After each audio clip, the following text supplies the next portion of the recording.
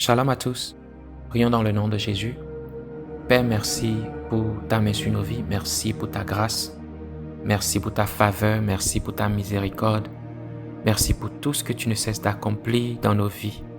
Nous voyons ta main, nous voyons ton cœur en action tous les jours vis-à-vis de nous et nous sommes vraiment reconnaissants. Tu as choisi ces moments-ci pour nous parler. Père, travaille nos cœurs, que nos cœurs soient sensibles à toi. Au nom puissant de Jésus, que nous puissions comprendre ta volonté pour nous, dans le nom de Jésus, que nous puissions comprendre tes pensées pour nous et que nous puissions accepter ta vérité afin d'être transformés et afin que ce que tu as prévu pour nous s'accomplisse dans nos vies. Reçois gloire et honneur. Prends contrôle de toutes choses, cher Saint-Esprit, au nom de Jésus. Amen.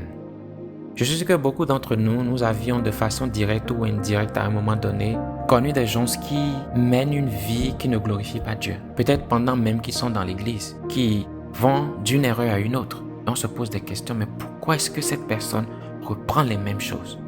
Pourquoi est-ce que cette personne se retrouve toujours dans ces genres de situations-là? Des gens qui font des choix destructifs, on n'arrive pas à comprendre. Certaines personnes mettent carrément les règles morales de côté. Ils vivent une vie de dépravation, des choix destructifs. Et on se dit, mais pourquoi est-ce que cette personne vient à l'église et est comme ça? Je vais vous dire une chose. Savez-vous que ce n'est pas toujours parce qu'ils n'aiment pas Dieu? Parfois, c'est juste le résultat des blessures du passé, des rejets du passé, du besoin de réconfort.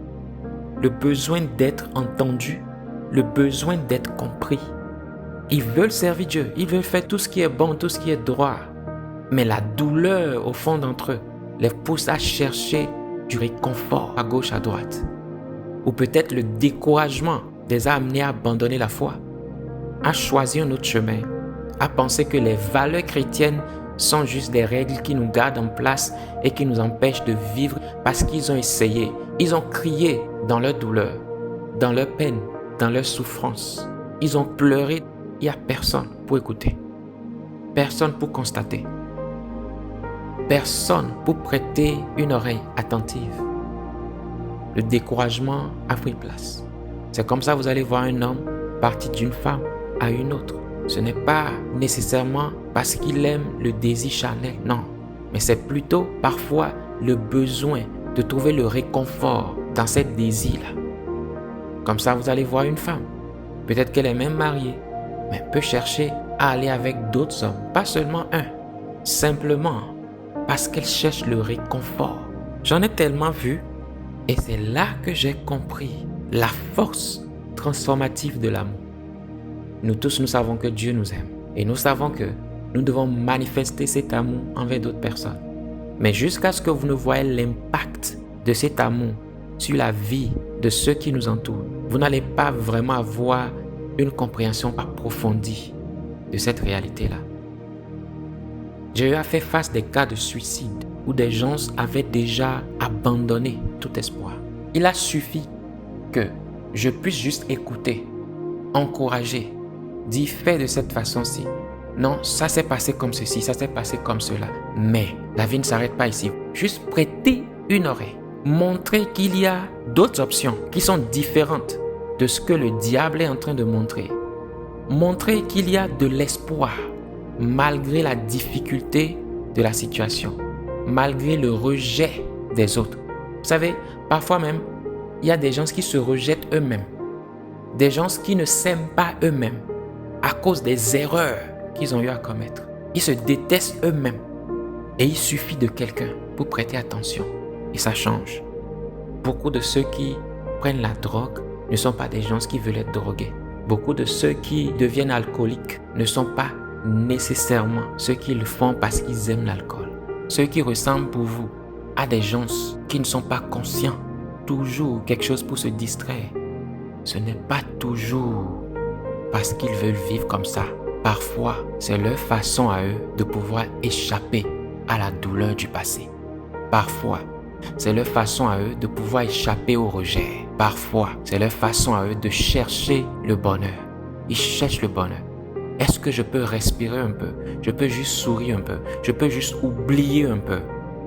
Pendant que nous pensons qu'ils n'aiment pas Dieu, la réalité, c'est juste parfois parce qu'ils sont perdus, parce qu'ils sont blessés. Des gens qui cherchent un repère. Beaucoup peuvent vous sourire, mais au fond, sont vraiment perdus. Ne savent pas quoi faire de leur vie, dans quelle direction il faut aller. Ils ne voient même plus que la vie leur réserve quelque chose. Ils ont perdu espoir. Si vous êtes dans ce cas, ou quelqu'un que vous connaissez se trouve dans ce cas-là, cet enseignement vous sera très utile. Lisez avec moi Proverbe 4, le verset 23. Ça dit, garde ton cœur plus que toute autre chose, car de lui viennent les sources de la vie.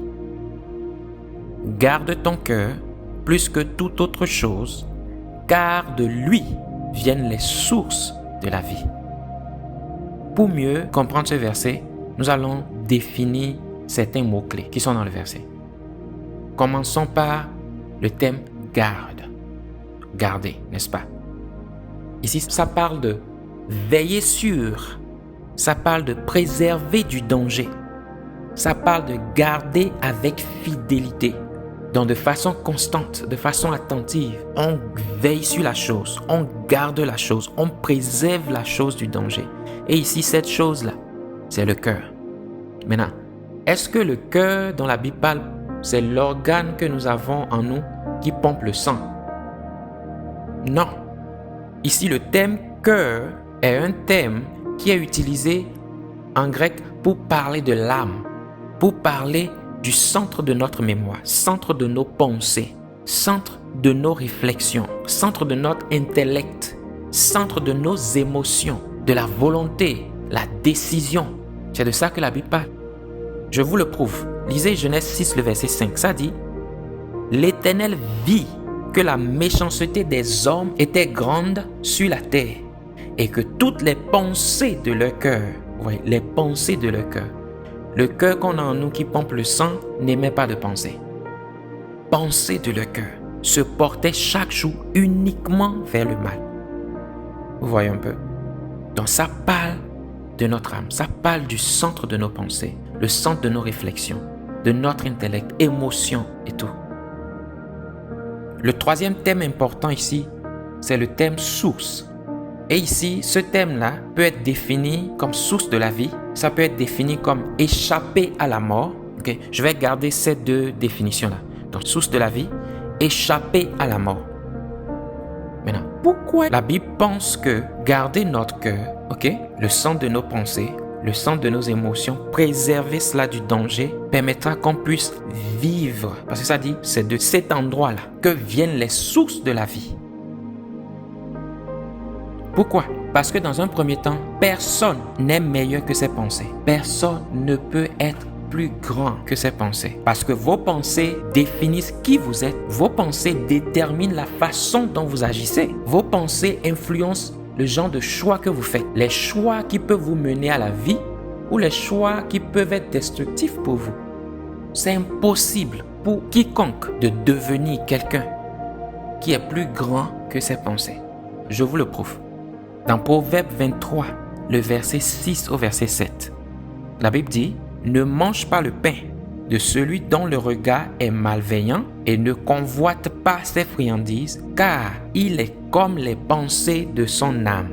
Mange et bois, te dira-t-il, mais son cœur n'est point avec toi. » La Bible dit « Il est comme les pensées de son âme. » Ça voudrait dire c'est impossible pour lui d'être quelqu'un d'autre. Il ne peut ne pas être malveillant parce que ses pensées sont malveillantes. Il a de mauvaises pensées. C'est pour ça qu'il agit d'une façon aussi mauvaise. La façon dont nous pensons détermine la façon dont nous agissons, détermine les genres de décisions que nous prenons, définit le genre de personne que nous sommes. La seconde raison pour laquelle la Bible appelle notre cœur source de la vie, c'est quoi? Nous savons tous, dans Proverbe 18, verset 21, que le pouvoir de la vie et de la mort se trouve sur notre langue. Parce que le verset dit, la mort et la vie sont au pouvoir de la langue. Nous le savons. Mais une autre réalité, c'est celle-ci. Dans Luc 6, 45, la Bible dit, c'est de l'abondance du cœur que la bouche parle. J'ai la mort et la vie au pouvoir de ma langue. Ma langue peut communiquer la vie, ma langue peut communiquer la mort, mais ça va dépendre de ce dont mon cœur est rempli. Et nous avons déjà vu que le cœur ici ne parle pas de l'organe qu'on a en nous qui pompe le sang. Donc, les pensées dont nous sommes remplis, ceux dont nous sommes remplis, peuvent déterminer si ce que nous libérons dans notre propre vie ou autour de nous donnera la vie ou communiquera la mort. Vous voyez maintenant? Donc jusque-là, nous avons vu que la Bible nous demande de pouvoir préserver notre cœur du danger, de pouvoir veiller sur le cœur, garder ce cœur avec fidélité, donc de façon constante, être en train de veiller là-dessus. Nous avons vu le cœur dont la Bible parle, c'est au fait notre âme, c'est au fait le centre de nos pensées, c'est au fait le centre de nos émotions, notre intellect et consort. Et nous avons vu que le terme source ici veut dire source de la vie, veut dire échapper à la mort. Donc, si nous voulons échapper à la mort, si nous voulons vivre, la Bible dit qu'on devrait préserver notre cœur, qu'on devrait garder notre cœur. Et nous avons vu que la Bible dit ça parce qu'on ne peut pas être plus grand que nos pensées. Première chose. Et deuxième chose, la semence dont notre cœur remplit, c'est ce que nous allons communiquer. Nous allons semer soit la vie, soit la mort. Au vu de toutes ces définitions-là, relisons ces mêmes versets. Ok? On va les lire dans différentes versions maintenant. On va lire premièrement dans la Bible du semeur. Proverbe chapitre 4, le verset 23. Ça dit: par-dessus tout, veille soigneusement sur ton cœur, car il est à la source de tout ce qui fait ta vie. Qu'est-ce que cela voudrait dire? Tout ce qui constitue ma vie, tout ce qui construit ma vie, tout ce qui établit ma vie, la Bible dit que mon cœur est à la source de tous ces éléments-là. Une autre version, Nouvelle Français courant. Avant tout, prends garde à ce que tu penses au fond de toi-même. Prends garde à ce que tu penses. Vous voyez? Ce que tu penses au fond de toi-même. Prends garde à tes pensées, car ta vie en dépend. Donc la façon dont tu penses peut déterminer le genre de vie que tu as. Ce que tu penses en toi peut définir la qualité de ta vie. C'est ce que la Bible dit. Prends garde à ce que tu penses au fond de toi-même, car ta vie en dépend. Quelles sont les pensées que nous entretenons? Quelles sont les émotions que nous trimballons? Quelles sont les douleurs sur lesquelles nous méditons? La Bible dit, ce qu'on pense au fond de nous-mêmes définira la qualité de vie que nous menons. Vous pouvez vous demander comment. Comment est-ce que nos pensées peuvent avoir autant d'influence? Et si nous sommes des hommes et femmes de prière, est-ce qu'on peut être aussi affecté? La réponse est oui. Même quelqu'un qui prie peut méditer sur des choses négatives si cette personne ne veille pas sur son cœur. Et cette personne peut être aussi affectée négativement par ses pensées. La qualité de sa vie peut être influencée négativement simplement parce que cette personne n'a pas veillé sur son cœur. On fait un bon travail la plupart du temps à veiller sur notre esprit, à veiller sur notre corps. C'est-à-dire, quelqu'un peut être engagé dans des activités spirituelles. Je prie, je passe du temps avec Dieu, je vais à l'église pour louer Dieu avec le peuple de Dieu et consorts. Je peux aussi faire un effort de veiller sur mon corps en allant faire du sport de façon régulière pour maintenir ma santé physique. Donc je sais maintenir ma santé spirituelle au travers des activités spirituelles. Je sais maintenir ma santé physique au travers des activités physiques. Mais la réalité, c'est qu'on oublie l'âme. Pourtant, la Bible nous dit que c'est de là que vient la source de la vie. La Bible nous dit que notre vie en dépend. Les pensées que nous avons, la façon dont nous veillons sur le centre de nos pensées, le centre de notre intellect, le centre de nos émotions, qui est notre âme. La Bible dit que cela définira le genre de vie, la qualité de vie que nous allons mener. C'est comme ça que vous allez voir même les hommes de Dieu. Il ne s'agit pas seulement de ceux qui ne sont pas dans le ministère, non. Même les hommes de Dieu. J'ai connu beaucoup de cas comme ça où les gens sont tombés. Certains, en prêchant même à l'église, ils ont eu une crise cardiaque, ont perdu leur vie. Pourquoi? Simplement parce que sur une période donnée, ils ont été stressés, ils ont déprimé à cause des choses qui se sont passées, ils ont médité sur ces pensées-là. Ça les a affectés négativement, ça a impacté négativement le corps. À un moment donné, le cœur a lâché. Le cœur physique, dans ce cas-ci, a lâché. un arrêt cardiaque, sur l'autel en train de prêcher. Ce n'est pas une personne, ce n'est pas deux. Il y en a plusieurs. Ou parfois même, les gens meurent subitement jeunes. Et quand vous cherchez à savoir ce qui s'est passé, il y a eu un problème de santé, la tension et consort, parce que depuis des semaines, il y a eu des conflits dans d'autres domaines de leur vie qui ont impacté négativement. Ils ont commencé une dépression. Vous voyez, l'âme a influencé le corps. Pensée négative a causé la dépression, le découragement. Certains se sont suicidés parce qu'ils ne trouvent plus qu'il y a de l'espoir. Ils trouvent qu'ils ont déjà tout perdu. C'est fini pour eux comme ça. Il n'y a plus rien. Si aujourd'hui est comme ça, comment est-ce que demain sera? À quoi est-ce que demain ressemblera? J'ai essayé pendant des années jusque-là. Je n'ai pas réussi. Ça, c'est ma destinée. Peut-être que je ne suis pas appelé à rester sur la terre. Peut-être que ça, c'est ce que je suis supposé subir.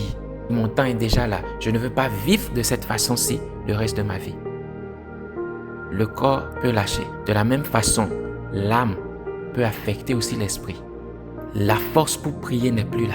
La force pour méditer sur la parole n'est plus là. Tout ce qui maintenait votre vie spirituelle, qui vous permettait de pouvoir marcher dans une relation étroite avec Dieu, n'est plus là. À cause du découragement, à cause des émotions négatives, à cause du stress. Vous voyez? C'est pour tout ça que la Bible nous dit notre vie dépend de la façon dont nous veillons sur notre âme. La façon dont nous veillons sur nos pensées. Si vous ne le faites pas, qu'est-ce qui va se passer?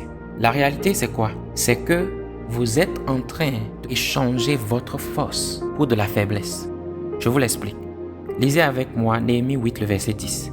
Ezra ajouta, rentrez chez vous, prenez un bon repas, buvez d'excellentes boissons et partagez avec ceux qui n'ont rien de près, car ce jour appartient à notre Seigneur. Écoutez ce qui suit. Ne soyez pas dans la tristesse. La joie qui vient du Seigneur vous donnera la force. Vous voyez? Quand vous encouragez la tristesse, quand vous-même vous l'entretenez, vous êtes en train de refuser que la joie qui vient du Seigneur devienne votre force. La Bible nous dit que la joie du Seigneur est notre force. Mais si nous sommes déprimés, nous sommes découragés, nous avons perdu espoir, nous sommes prêts à abandonner, nous entretenons la tristesse, c'est que nous choisissons cela et nous rejetons la joie du Seigneur qui est supposée nous donner la force. La joie du Seigneur qui est supposée nous donner l'énergie dont nous avons besoin pour continuer à marcher. Quelqu'un qui est triste, médite sur les choses négatives, va vite perdre ses forces. Regardez, la joie, c'est quelque chose qu'on ressent aussi. Nous avons défini aussi l'âme comme le centre de nos émotions. On peut ressentir la joie. Mais quand vous choisissez la tristesse, vous êtes en train d'échanger la joie que vous êtes supposé avoir de la part du Seigneur avec cette tristesse-là qui va vous détruire. Donc toute cette opération se passe au niveau de l'âme. Ça se passe au niveau de l'âme. Vous pouvez choisir d'être dans la joie. Qu'est-ce que Ezra leur a dit? D'aller, de préparer un bon repas. C'est un choix. Je peux m'asseoir et être triste. Ou soit je peux m'asseoir, préparer un bon repas, prendre une bonne boisson, partager avec d'autres, être dans la joie, partager ma joie, manger très bien ce repas-là, le bon repas. Je crée les conditions pour que je ne me focalise pas sur le négatif, sur la tristesse. Vous voyez? C'est un choix. La joie du Seigneur est notre force. Mais est-ce que nous allons choisir que la joie vienne afin que de l'abondance de cette joie-là, on puisse communiquer la vie à nous-mêmes, à tous les autres domaines de notre vie, afin qu'on puisse avoir des pensées positives. Et comme on l'a dit, aucun homme ne peut aller au-dessus de ses pensées. C'est impossible. Mais quand on est rempli de joie, on ne pense pas aux pensées négatives. Donc on a la possibilité maintenant de pouvoir aller au-delà de nos limites. Au-delà du niveau actuel. C'est possible de grandir. C'est possible d'accomplir de grandes choses. C'est possible. Mais quand on a la tristesse en nous, on voit l'impossibilité. On a le découragement. On est rempli d'amertume, de haine. On abandonne. On maintient la rancune dans nos cœurs parce qu'on encourage le négatif en nous. On médite sur les pensées qui sont mauvaises. N'échangeons pas la joie de l'Éternel pour une tristesse qui nous détruira. La Bible dit, la qualité de notre vie dépend de ce que nous entretenons dans notre cœur. Vous avez aussi besoin de votre âme autant que de votre esprit et corps pour une vie efficace. Il y a des gens qui entretiennent leur esprit, qui font le sport, je vous dis. Mais pourtant, à cause de ce qui se passe au niveau de leurs émotions, au niveau de leurs pensées, au niveau de leur détermination à vivre, à cause de ce qui se passe en résumé au niveau de leur âme, ils ont choisi de se suicider. Vous en connaissez certainement, ou vous avez vécu ça vous-même. Peut-être vous avez eu envie de le faire ou vous l'avez fait. Et puis peut-être que Dieu vous a racheté. Pour une raison ou une autre, vous êtes toujours en vie. On est supposé vivre une vie équilibrée. Si l'âme n'était pas essentielle, Dieu n'allait pas permettre qu'on ait une âme. Si on avait seulement besoin de notre esprit et de notre corps, Dieu n'allait pas permettre qu'il y ait nécessité d'une âme. Je sais qu'il y a plusieurs théories par rapport à la création de l'âme et comme ça. C'est pas ça ce qui importe pour moi en ce moment précis. Peu importe la façon dont l'âme a été créée. Si Dieu a permis que la création de l'âme soit, c'est parce que c'est essentiel. C'est impossible pour nous de pouvoir optimiser, c'est-à-dire donner des meilleures conditions de fonctionnement à notre vie avec une âme fragilisée. Vous ne pouvez pas donner des meilleures conditions de fonctionnement à votre vie. Vous ne pouvez pas avoir du progrès. Et le diable sait, c'est pour ça qu'il essaie de l'utiliser contre nous. Il sait avec la dépression, même si l'homme est vaillant n'importe comment, s'il peut arriver à un niveau où il connaît la dépression, fait place à la dépression, il peut perdre toute sa force. Et autour de lui, vous allez commencer par voir la mort se manifester. C'est-à-dire la mort dans ses affaires, la mort dans ses finances, la mort dans d'autres domaines de sa vie. Pourquoi? C'est à cause de ses pensées. À cause de l'état de son âme. Quand nous entretenons des douleurs émotionnelles, la vérité c'est que ça nous amène à être démoralisés, ça nous amène à être fatigués de la vie, ça nous amène à rester sur place, ça nous empêche de faire du progrès. On commence par chercher le réconfort, on se compromet à des moments donnés. Faisons attention aux douleurs émotionnelles. Faisons très attention aux douleurs émotionnelles. Une autre chose, quand nous ne veillons pas sur notre âme, Satan a place pour changer les informations qui, entre-temps, constituaient nos valeurs. Entre-temps, tes valeurs étaient basées sur la parole de Dieu. Maintenant, c'est plus facile pour toi de baser ces valeurs, de fonder tes pensées sur la douleur, sur la blessure, sur les actions des uns et des autres. Ce n'est plus ce que tu croyais entre-temps qui te maintenait debout. Non. Ce n'est plus la parole de Dieu. Maintenant, c'est le découragement. Maintenant, c'est la douleur. Tu commences maintenant par voir que tu prends des résolutions qui ne sont plus fondées sur les valeurs bibliques que tu avais. C'est plus facile pour toi de dérailler. C'est plus facile pour toi de penser comme les gens du monde maintenant. C'est plus facile pour toi de te conformer. Pourquoi? Parce que tes valeurs sont fondées maintenant sur ton expérience, sur ce que tu as vécu, sur ce qu'on t'a fait, sur les douleurs, sur les paroles qui ont été prononcées, qui t'ont blessé, sur les trahisons. Comme on l'a vu, c'est de l'abondance du cœur que la bouche parle. On commence par parler et on dit des choses négatives. Et la vérité, c'est que ce à quoi vous pensez, vous allez confesser. Et ce que vous confessez, vous allez avoir. La Bible dit que quand nous disons à une montagne de se déplacer d'un endroit et se mettre à un autre, que cette montagne-là obéira. Donc ça voudrait dire qu'on a une puissance créative. La puissance de la création se trouve sur notre langue. On peut créer grâce à ce qu'on proclame. Mais ce qu'on proclame vient de ce dont on est rempli, vient des pensées que nous gardons.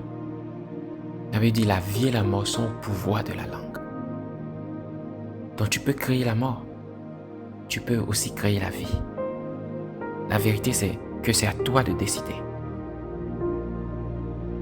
La rancune, la haine, manque de pardon, ce sont des œuvres de la chair. Et quand nous les entretenons, le diable nous maintient dans la chair. Tu veux grandir spirituellement. Tu veux avoir du succès dans ta vie spirituelle, dans ta relation avec Dieu. Tu veux avoir du succès dans d'autres domaines de ta vie. C'est pratiquement impossible de le faire en gardant ces choses négatives-là. En marchant dans la chair. Notre succès vient du Seigneur. Notre succès vient du Seigneur. On ne peut pas se détacher de Dieu. Ne pas marcher selon l'esprit. Et espérer avoir les résultats de l'Esprit de Dieu. C'est la puissance de Dieu qui manifeste le vrai nous en Christ. Ce n'est pas la puissance de Dieu. C'est la main de Dieu qui entre en mouvement quand les conditions sont favorables pour accomplir ce que Dieu a promis. Ce n'est pas par notre force. Mais la réalité, c'est que si nous maintenons les œuvres de la chair, c'est impossible de grandir spirituellement. C'est impossible de connaître le succès. Que faire maintenant si la qualité de notre vie dans tous les domaines, si nos pensées peuvent affecter notre esprit, notre vie spirituelle et affecter notre vie physique, notre santé, si l'âme a une si importante influence, que faut-il faire maintenant? Si on s'est retrouvé dans l'amertume, dans la douleur, dans la rancune, on ne sait pas comment pardonner, on ne sait pas comment lâcher prise, que faut-il faire pour pouvoir vivre la vie que Dieu veut pour nous, pour pouvoir croître spirituellement, croître dans tous les autres domaines de notre vie, être toujours en bonne santé? La première des choses, c'est de pouvoir renouveler nos pensées. Qu'est-ce que je veux dire par là? Quand vous arrivez à renouveler votre pensée sur la base de la parole de Dieu, vous affectez l'âme, soudainement vous allez voir que ces croyances qui étaient basées sur vos douleurs, vos expériences du passé, les blessures, le rejet, le découragement, l'amertume, la haine sont transformées maintenant.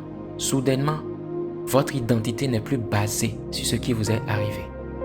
Quand on a connu des abus émotionnels, des abus sexuels, des abus à divers niveaux, c'est très facile de commencer par se définir sur la base de ce qui s'est passé.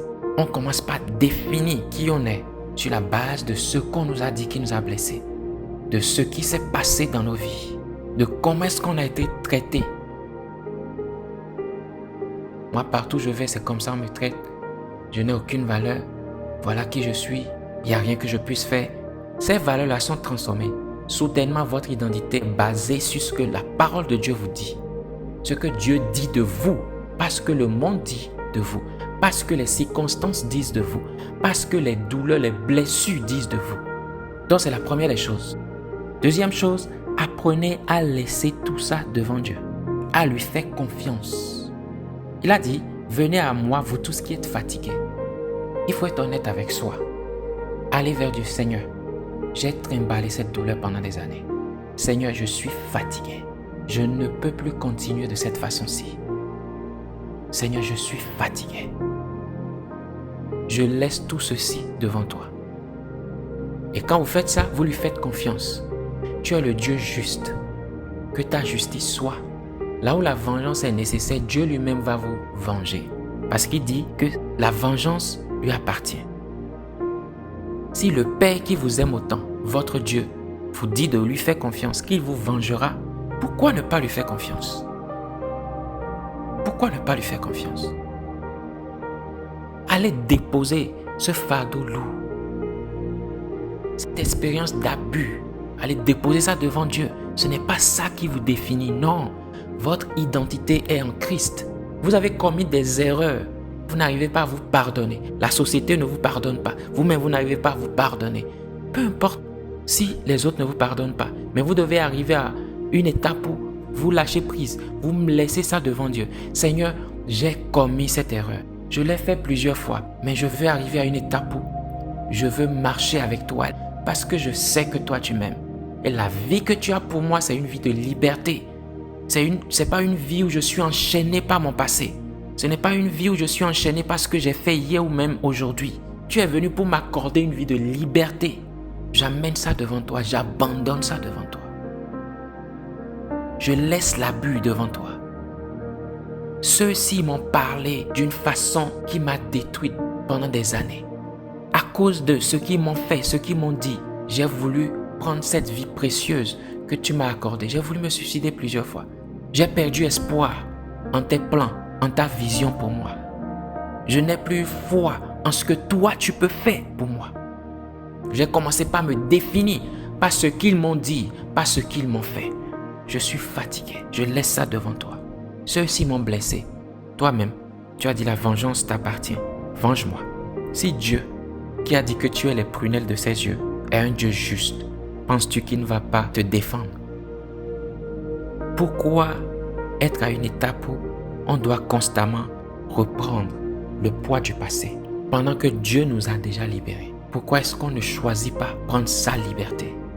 Pourquoi échanger la liberté qu'il nous a accordée pour de l'esclavage émotionnel, pour de l'esclavage aux pensées négatives, pour de l'esclavage à des maladies qui vont survenir si on continue, à la destruction autour de nous, à la mort dans notre corps, la mort spirituelle, la mort dans d'autres domaines de nos vies? Choisis la liberté qu'il t'a accordée. Il a dit que son joug est léger. Son joug est léger. Pourquoi mettre au cou le joug du passé? Pourquoi mettre au cou le joug des blessures? Pourquoi mettre au cou le joug de la dépression, le joug du découragement? Pourquoi ne pas accepter le joug du Seigneur? Un joug léger.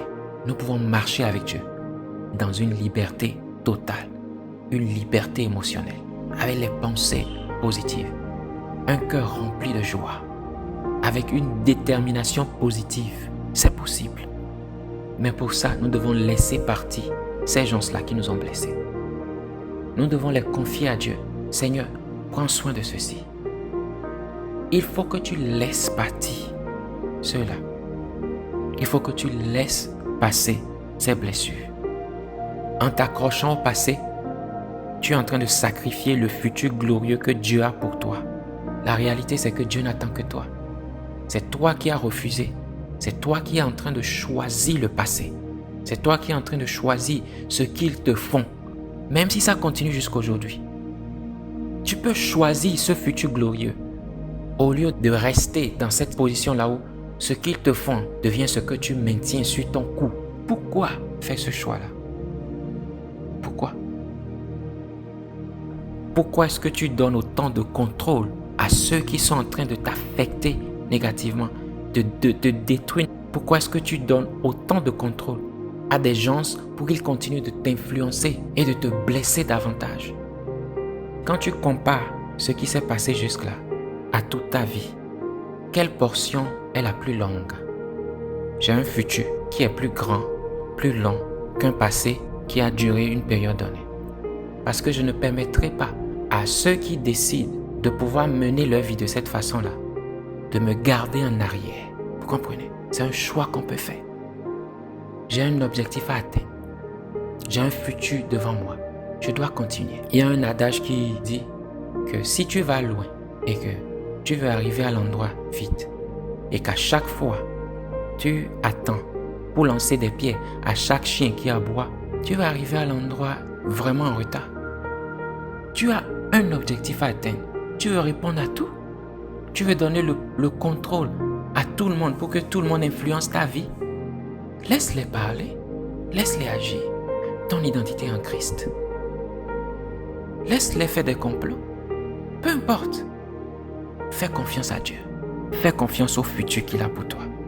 La vie que tu veux, la vie que Dieu a prévue pour toi, que tu désires ardemment, tu peux l'avoir. Mais la réalité, c'est qu'elle ne se trouve pas dans le passé. Ceux qui te font du mal, comme on l'a vu dans Proverbe 23, verset 6 au verset 7, la Bible nous dit quoi? Que les personnes qui sont malveillantes, c'est des gens qui sont comme leurs pensées. C'est leur façon de vivre à eux. Malheureusement, c'est leur choix aussi. Mais tu peux refuser d'être victime de cela. Juste en laissant passer. Laisse passer. Laisse passer. Laisse ça à Dieu. Laisse Dieu traiter. Laisse passer. Fais confiance à Dieu. Veille sur tes pensées. Laisse passer la dépression. Laisse passer les pensées négatives. Laisse passer les blessures. Laisse passer tout ce qu'on t'a dit, tout ce qu'on t'a fait, les humiliations. Laisse passer. Prochainement, nous allons prier spécifiquement par rapport à ceci. Je crois qu'il est important qu'on puisse mettre aussi du temps de côté pour prier par rapport à cet aspect de notre vie. Donc, prochainement, c'est ce que nous allons faire. Nous allons rien que prier. C'est tout ce que nous allons faire. Priez par rapport à ceci. Priez. Si vous avez des blessures, si vous avez un fardeau lourd du passé qui pèse sur vous, qui influence votre présent, qui vous conduit dans la dépression, qui vous amène à avoir une mauvaise estime de vous-même, qui vous amène à être découragé, à vouloir abandonner ou même à abandonner, qui vous conduit vers le suicide. Écoutez-moi, prochainement, nous allons prier là-dessus et je crois vivement en la puissance libératrice du Seigneur pour que vous puissiez marcher désormais dans la liberté qui est la vôtre. Que Dieu vous bénisse. Shalom.